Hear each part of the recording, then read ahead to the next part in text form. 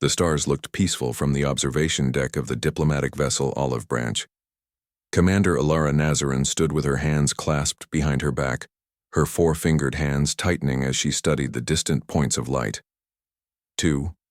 Most the view would seem calm and beautiful. To her it now looked like a sea of hidden dangers. "Commander?" The voice came from behind her. "The reports have been confirmed." Alara turned to face her communications officer, Alan Wright. The human had served on her ship for nearly 2 Earth years now, part of a quiet cultural exchange program that both governments pretended didn't exist.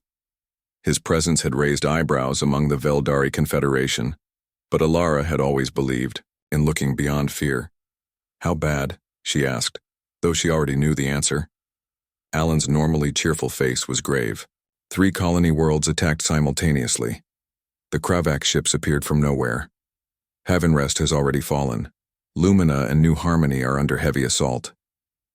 Alara closed her large, almond-shaped eyes for a moment.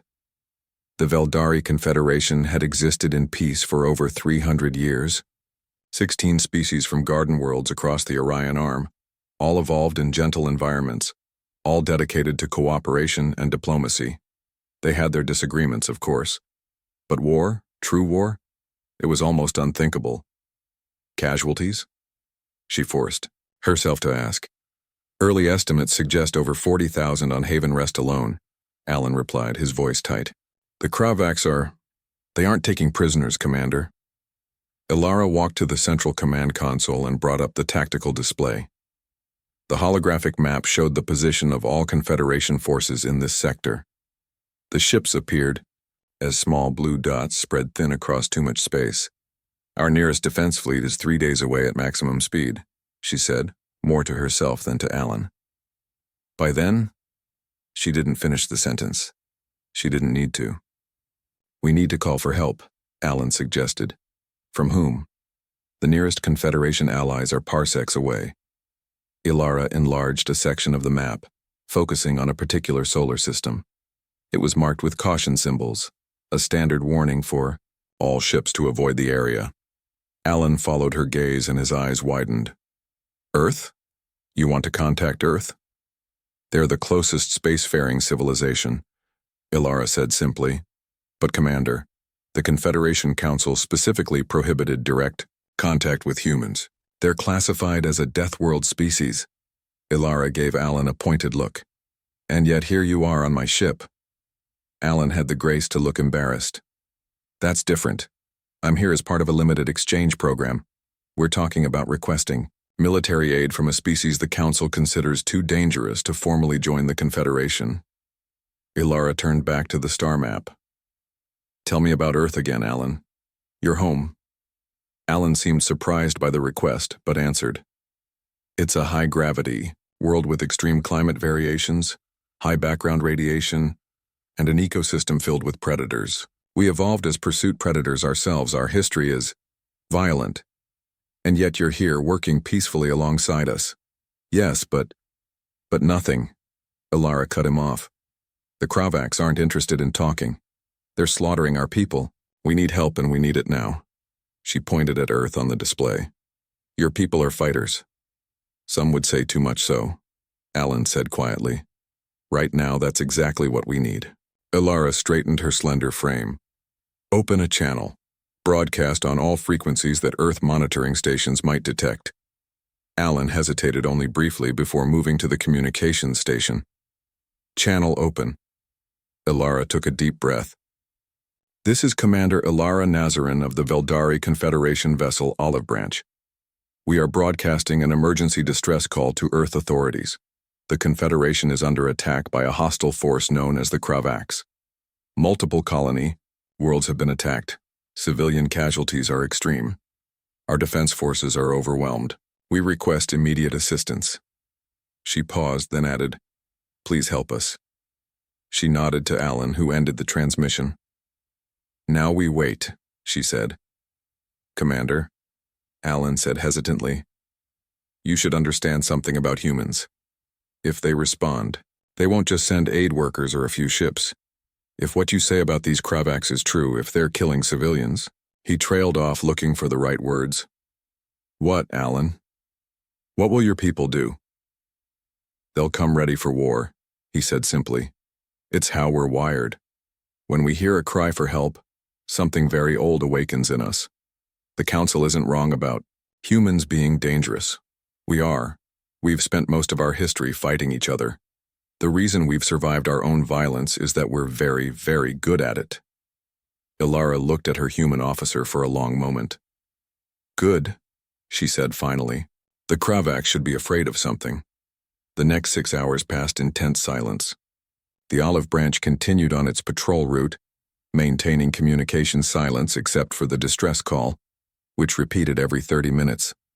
Ilara remained on the bridge, reviewing what little information they had about the Kravaks. They had appeared without warning. Their ships were massive biomechanical constructs that seemed to absorb energy weapons. They communicated only once with each world before attacking, delivering the same message: submit or perish. Commander! Alan's voice broke her concentration. We're receiving a response. Ilara moved quickly to his station. Put it through. The view screen flickered, and a human face appeared. The man wore a dark uniform with symbols of rank that Ilara couldn't identify. His expression was stern, his eyes sharp and evaluating. This is Admiral Frank Donovan of the United Earth Navy. We received your distress call, Commander Nazarin. I am authorized by Earth government to offer assistance. We're mobilizing the 3rd and 5th fleets. Send tactical data on your enemy and coordinates for rendezvous. Ilara felt relief wash over her. Thank you, Admiral. Sending data now. Admiral Donovan's expression didn't change. Be advised, Commander, we are not coming as peacekeepers or aid workers. We are coming as a combat force prepared to engage this enemy with full military response. Is that understood? Completely, Admiral, Ilara replied. The Confederation needs defenders now, not diplomats. Donovan nodded once. First ships will deploy within 12 hours. Donovan out. As the screen went dark, Alan looked at his commander with concern. Are you sure about this? The Council might view this as overstepping your authority. Ilara gazed out at the stars again. If there's still a Council left to judge me when this is over, I'll gladly accept their punishment. She turned to face the bridge crew. Send word to all Confederation forces in the sector.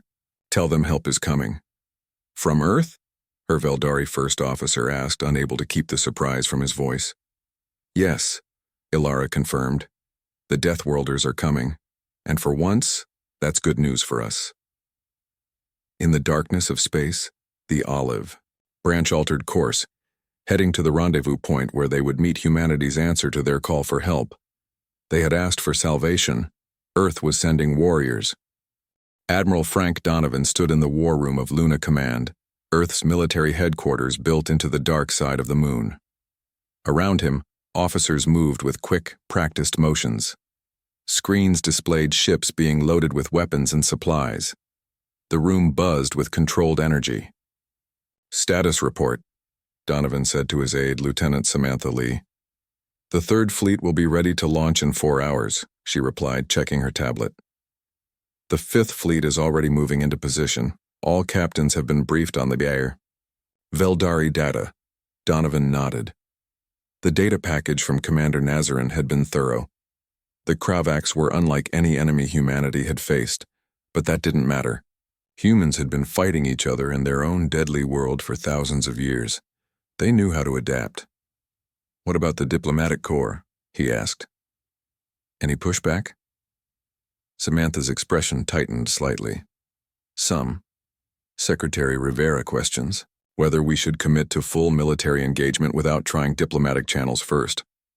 Donovan turned to study the main display showing the Kravaks' attack pattern. Show the secretary the footage from Haven Rest. Ask if she'd like to try talking to the people who did that. The door to the war room slid open. A man in a simple dark suit entered. Everyone straightened as President Gregory Ellis walked to the central table. Mr. President, Donovan acknowledged with a nod. Admiral, the president replied. I've reviewed your deployment plan. It's aggressive. Yes, sir, it is. Explain your thinking. Donovan brought up a holographic display of the galaxy sector.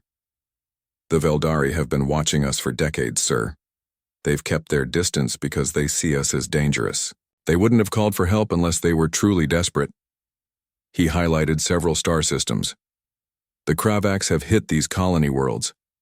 Based on their attack pattern, we expect they'll strike here, here, and here next. The president studied the display. And you believe this is a threat to Earth as well? Eventually, yes. The Kravaks are consuming resources and taking no prisoners. They'll work their way through the Confederation and then keep going. Better to stop them now, with the Veldari as allies, than face them alone later. President Ellis was quiet for a moment. This will be humanity's first major contact with an alien civilization. I had hoped it would be peaceful. With respect, Mr. President, we're not the ones who chose violence, Donovan replied. We're simply answering a call for help. The president nodded slowly. Very well, Admiral. You have full authorization.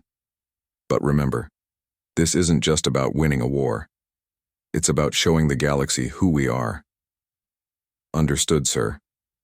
After the president left, Donovan turned to Samantha. Contact Captain Decker on the Intrepid. His ship will lead the first response group. On board the UN Intrepid, Captain Eric Decker received the message with a calm expression that hid his inner excitement.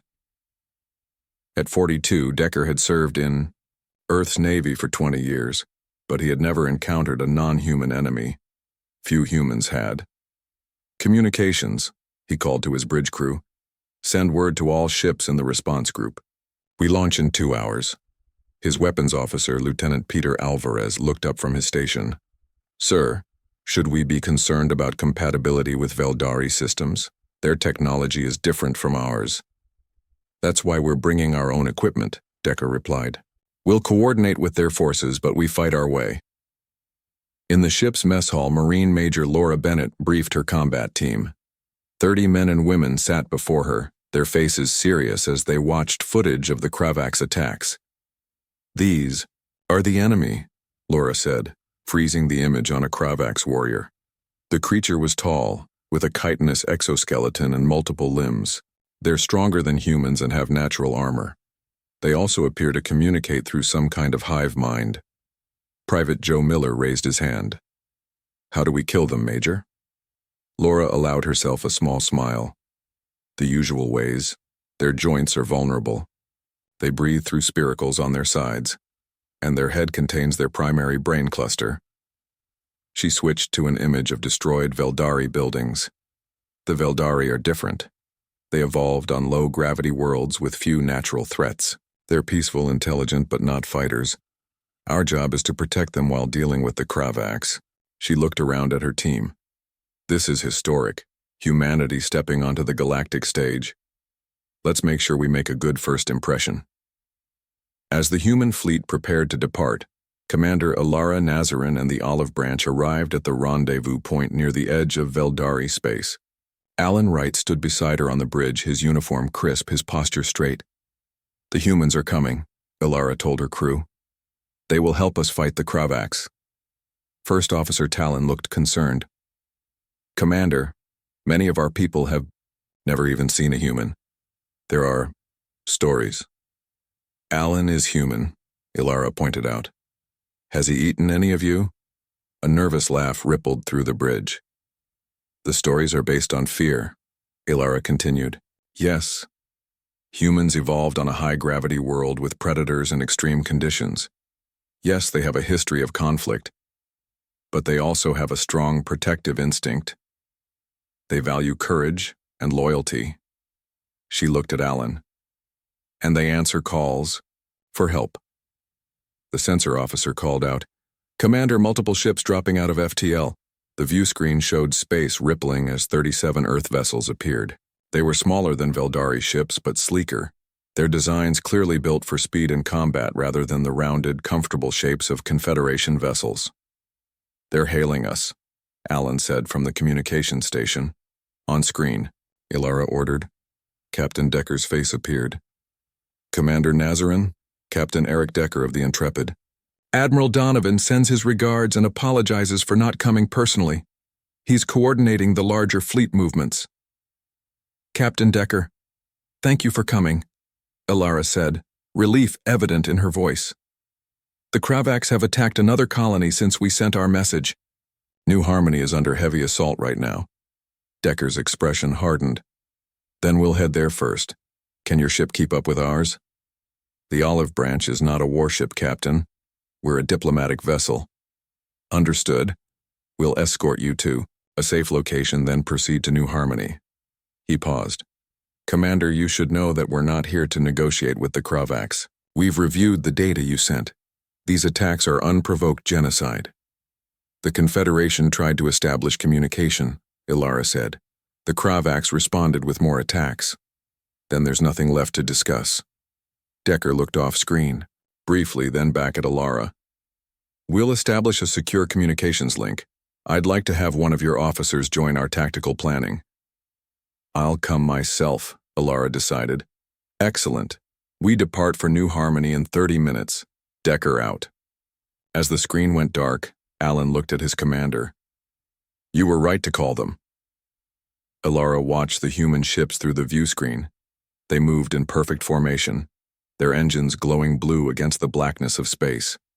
They had come, so quickly without hesitation, crossing the stars to help people they had never met. I hope so, she said quietly. Because everything is about to change. The colony of New Harmony burned. From her underground command center, Governor Susan Martinez watched the sensor feeds with growing despair. 6 days of constant attacks had left the once beautiful city in ruins. The colony's shields flickered, weakly, covering only the central district where most of the survivors huddled. Status report, she demanded, her voice hoarse from lack of sleep. Her security chief, Kyle Rogers, looked up from his console. His face was streaked with soot. 1. Arm bandaged from a close encounter with a Kravaks warrior 2 days ago. Eastern sector has fallen, he reported grimly. The evacuation transports got most of the civilians out, but we lost contact with Team Delta. The Kravaks have set up some kind of jamming field around the spaceport. Susan closed her eyes briefly. Team Delta had 20 people. Good people. Friends. What about the orbital defense platforms? 2 are still operational, but they're running low on power. The Kravaks mothership is staying just out of range. A young communications officer called out, Governor, we're detecting multiple FTL signatures entering the system. Hope and fear wrestled in Susan's chest. Confederation reinforcements? No, ma'am, the officer replied, confusion in her voice. Unknown configuration. They're not Confederation and definitely not Kravaks. Kyle moved to the sensor display. They're moving faster than any Confederation vessels I've ever seen. His eyes widened. There are 37 ships in formation. Before Susan could respond, the communications system crackled.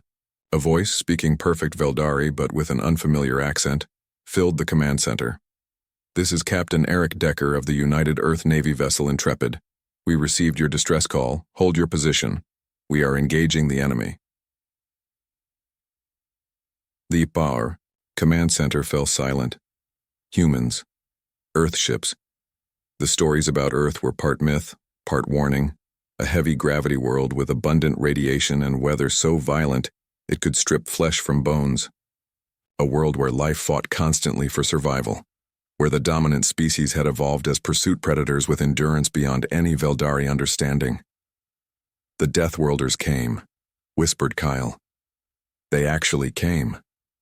Susan turned to the main display. Show me. The screen lit up with a tactical view of the space around New Harmony.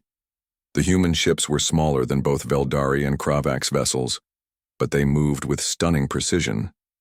Instead of the typical Veldari tactic of establishing a defensive perimeter, the Earth vessels split into attack groups and drove straight toward the Kravaks fleet. They're going to be slaughtered, one officer said. The Kravaks outnumber them 2-1. Kyle watched intently. I'm not so sure. The human ships accelerated to attack speed. The Kravaks responded by moving to surround them, their larger vessels powering up their main weapons. The first energy blasts from the Kravaks struck out and hit nothing but empty space as the human ships performed evasive maneuvers that seemed to defy physics. How are they moving like that? Susan asked. The G-forces would kill any Veldari pilot. They're not Veldari, Kyle reminded her. The human counterattack began. Their weapons were different. Not the energy beams that the Confederation used, but some kind of projectile that the Kravax shields couldn't fully stop. One Kravax cruiser shuddered under the assault, its shields failing as multiple human ships concentrated fire on the same point. They're coordinating perfectly, Kyle observed. Look at how they cover each other. The battle in orbit continued with shocking intensity. The humans fought with a combination of precision and aggression that the Veldari had never seen. They took damage, yes. 3 of their smaller ships were heavily hit. But they kept fighting, kept pressing the attack. A new voice came over the communication system. New Harmony Command, this is Major Laura Bennett of the Earth Marines. We're deploying ground forces to secure your perimeter and eliminate Kravax troops in the city. Please transmit your defensive positions. Susan exchanged a look with Kyle. They're sending people down here? Into the middle of this? Kyle was already transmitting the requested data. If they fight on the ground like they do in space, the Kravax are in for a surprise. Within minutes, small craft began descending through New Harmony's atmosphere. The Kravax ground forces, which had been steadily advancing toward the central district, suddenly found themselves under attack from behind. Susan watched through the city's remaining security cameras as human soldiers engaged the Kravax warriors. The aliens were larger, with natural armor and multiple limbs ending in sharp claws. But the humans moved with astonishing speed and coordination. They used the urban terrain to their advantage, setting traps and ambushes, drawing Kravax units into killing zones. We should help them, Susan decided. Kyle, gather everyone who can still fight. We'll reinforce the humans at the western approach. Kyle nodded and began issuing orders. Susan grabbed a weapon and joined the group of 20 Veldari who were still able to fight. They moved through the underground tunnels toward the western edge of their protected zone. When they emerged, they found a scene of controlled chaos. Human soldiers, Marines they called themselves, were engaged in fierce combat with a Kravax strike team. Despite being physically smaller than their opponents, the humans fought with startling effectiveness. A human woman with short dark hair noticed the Veldari group and jogged over to them. Her armor was scratched and scorched, but she moved as if it weighed nothing. "Governor Martinez?" she asked. "Yes," Susan confirmed. "Major Laura Bennett." The human offered a quick nod instead of the traditional Veldari greeting gesture. "Glad to have your support. We're pushing them back from the residential areas, but they're dug in around the spaceport." "We know this city," Susan said. "We can guide you through the maintenance tunnels. You can flank them." Major Bennett's lips curved in what Susan would later learn was a predator's smile. "Perfect. Lead the way." As they moved through the tunnels, Susan found herself next to Bennett. "Why did you come?" she asked. "The Confederation has never formally allied with Earth." Bennett checked her weapon without breaking stride. "Someone asked for help. That's enough for us." "But this isn't your fight," Susan pressed. The human looked at her with steady eyes. "It became our fight when the Kravax started killing innocent people. Humans have a saying, the only thing necessary for evil to triumph is for good people to do nothing." In orbit, the battle had turned decisively. The Kravax mothership was attempting to retreat, with 5 human vessels in pursuit. The remaining Kravax cruisers formed a defensive screen, sacrificing themselves to cover their flagship's escape. Captain Decker's voice came through the command center communications. "New Harmony, this is Intrepid. The orbital threat has been neutralized. We're detecting Kravax ground forces attempting to evacuate. They won't get far." By nightfall, the last Kravax warriors had either been killed or taken prisoner. For the first time in 6 days, New Harmony was quiet. The humans established a secure perimeter and began helping with search and rescue operations, finding survivors in collapsed buildings with scanning technology the Veldari had never seen before. Indiram, the center of the city, Susan stood with Major Bennett and Captain Decker, looking at the destruction around them. "We can't thank you enough," Susan said. "Without you, New Harmony would have fallen."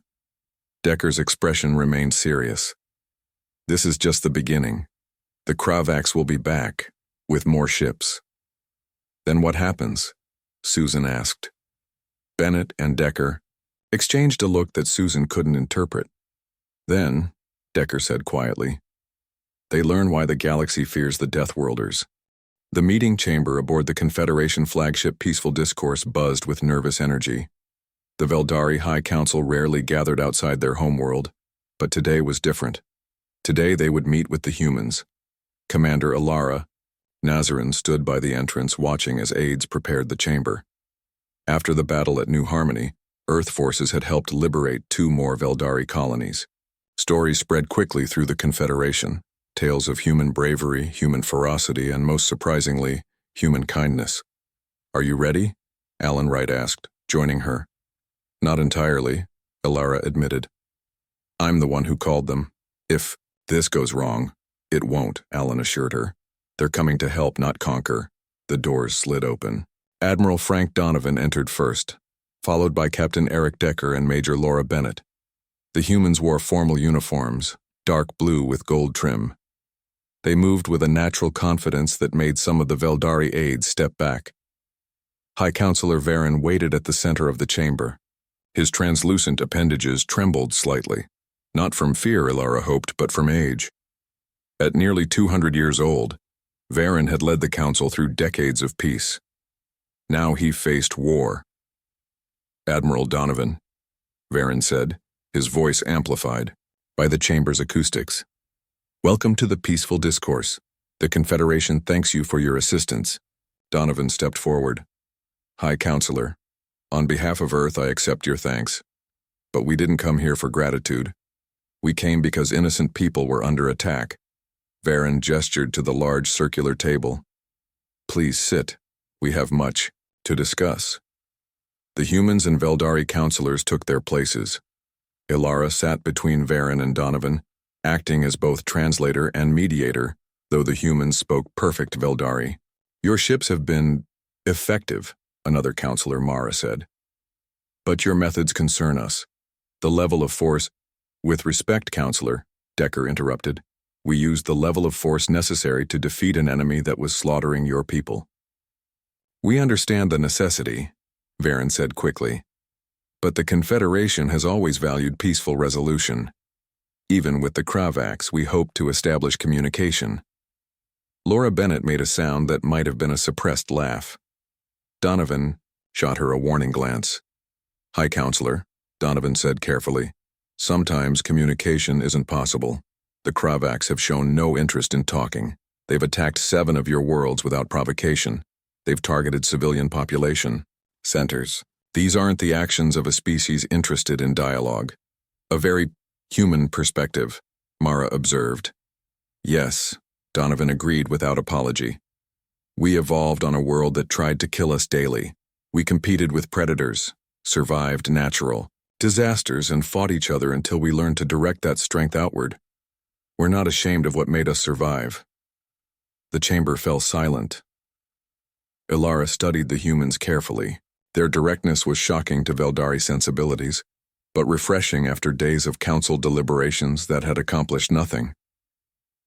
The Confederation misunderstood you, she said finally. We saw your aggression as a threat, not as a potential shield. That's often the mistake prey species make about predators, Laura Bennett said quietly. They forget that predators also protect their own. High Counselor Varen's appendages rippled in the Veldari equivalent of a thoughtful nod. And now you consider us your own? You asked for help, Donovan said simply. We answered. On Earth, that creates a bond.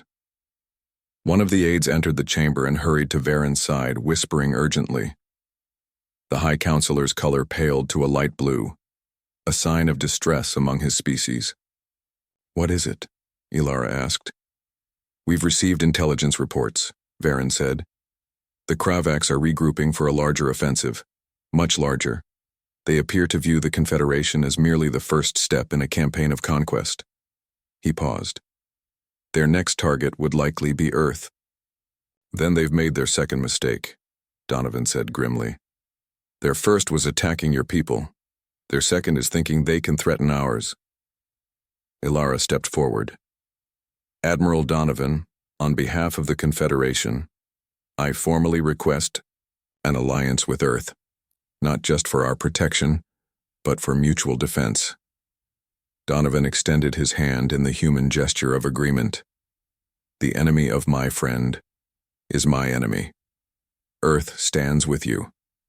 Later, in a smaller meeting room, the real planning began. Tactical displays showed both Confederation and Earth forces spread across the sector. The combined fleet was impressive, but the Kravaks were building something bigger. They're constructing what appears to be a superweapon, Decker explained, pointing to long-range scanner data.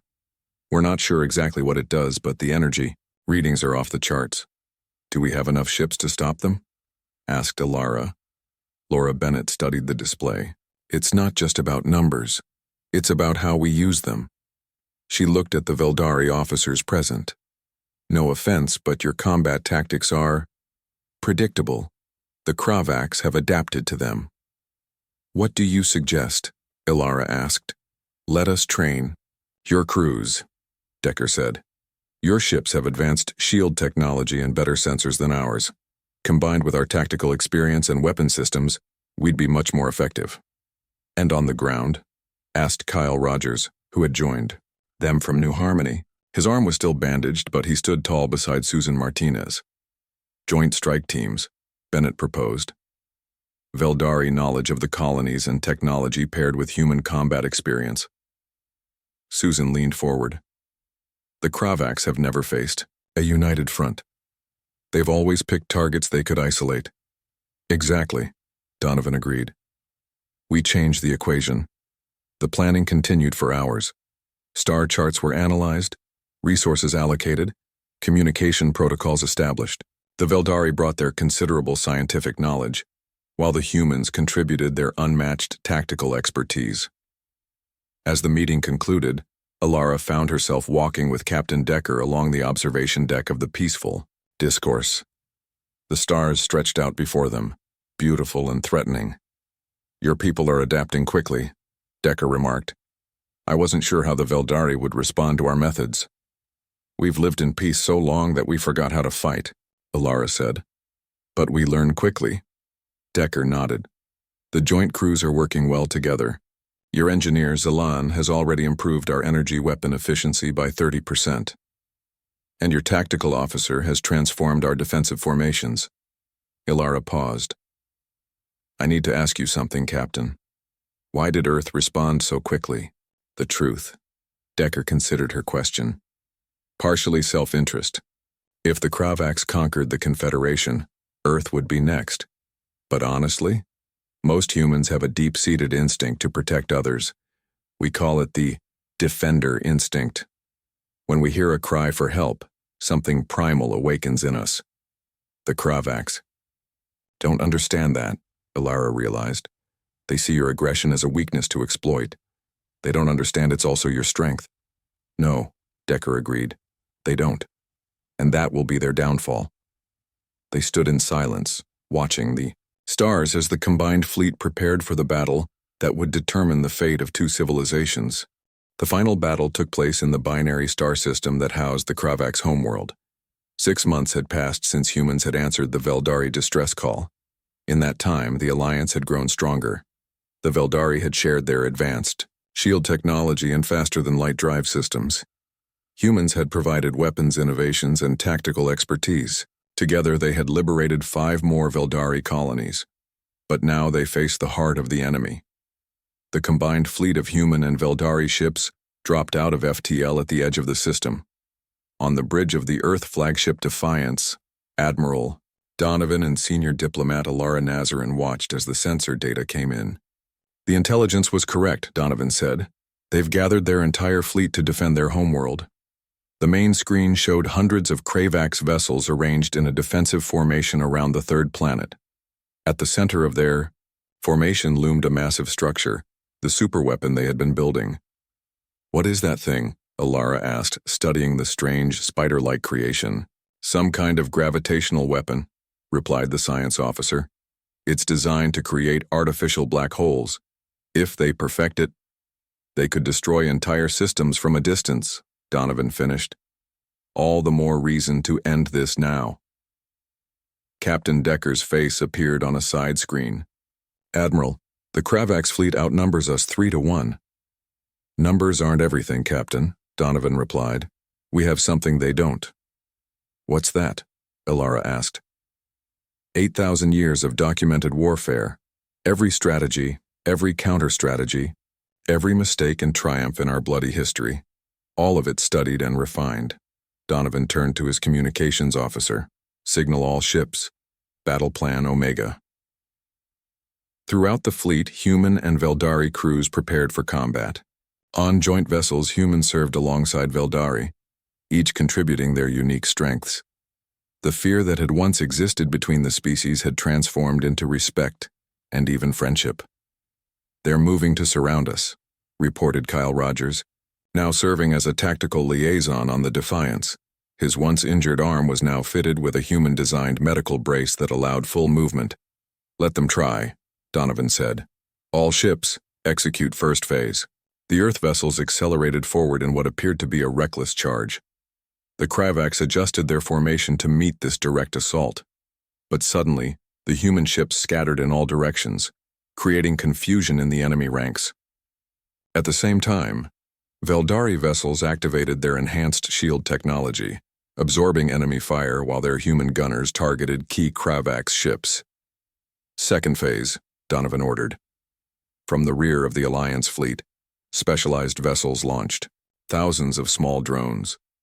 The unmanned craft swarmed toward the Kravax ships, too numerous and too small to target effectively.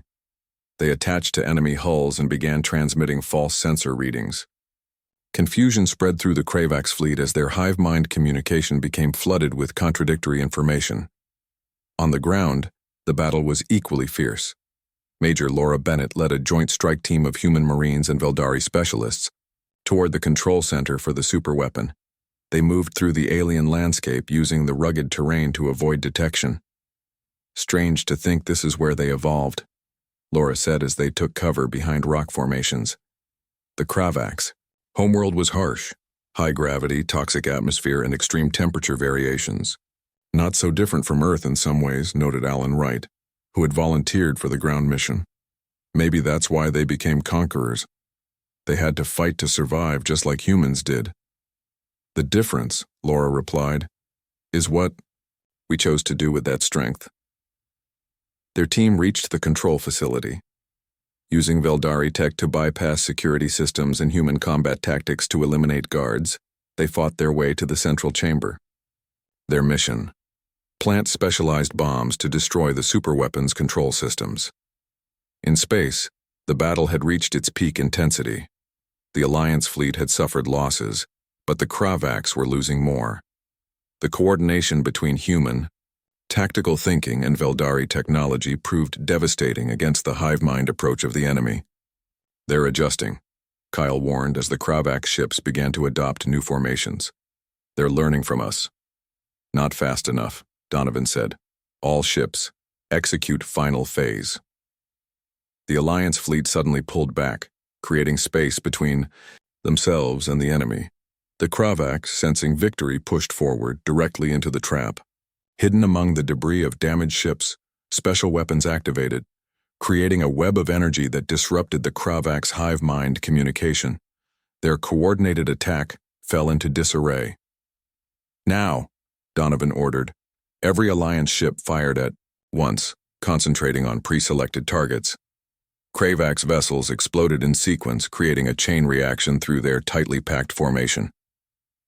In the control facility, Laura's team completed their mission, planting the bombs and fighting their way back out. Charges set, she reported over the comm. We need extraction in 5 minutes.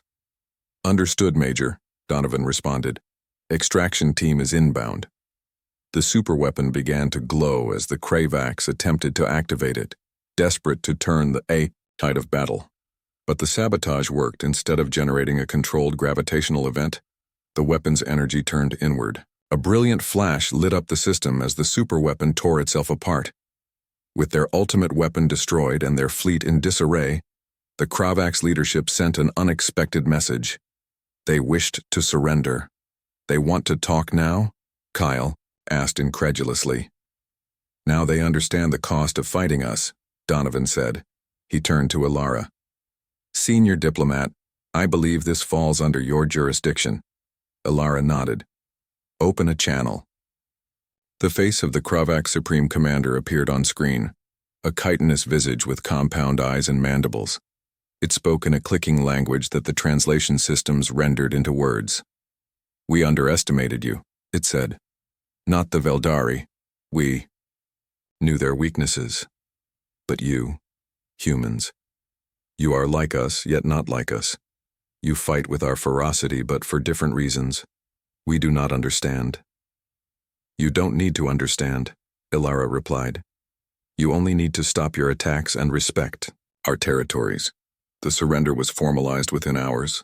The Kravaks agreed to withdraw from all conquered territories and establish a demilitarized zone between their space and the Alliance.